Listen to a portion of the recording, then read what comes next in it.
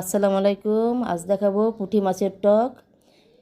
পুঁটি মাছ নিতে হবে তেঁতুল, হলুদ গুঁড়া, মরিচ গুঁড়া, ধনিয়া গুঁড়া, জিরা গুঁড়া, সামান্য একটু চিনি, কাঁচামরিচ, কয়েকটা 6-7টা কাঁচামরিচ, আর দিতে হবে পেঁয়াজ বাটা, রসুন বাটা।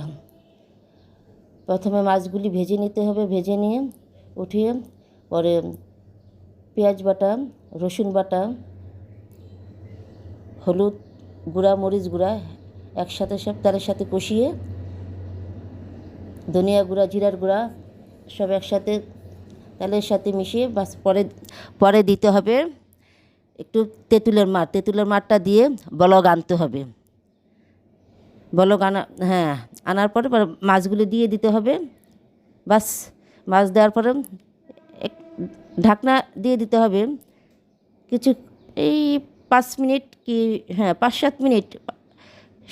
ঢাকনাটা উঠিয়ে দেখতে হবে। উঠানোর আগে দিয়ে একটু কাঁচামরিচ আর সামান্য একটু চিনি স্বাদ মতো দিতে হবে। বাস হয়ে গেল পুঁটি মাছের টক। আপনারা বাসায় খাবেন, খুব তৃপ্তি পাবেন। এখন যে গরম, এই পুঁটি মাছের টক দিয়ে গরম ভাত অনেক মজা। রেসিপিটা ভালো লাগলে কমেন্ট করবেন, লাইক দিবেন। ধন্যবাদ।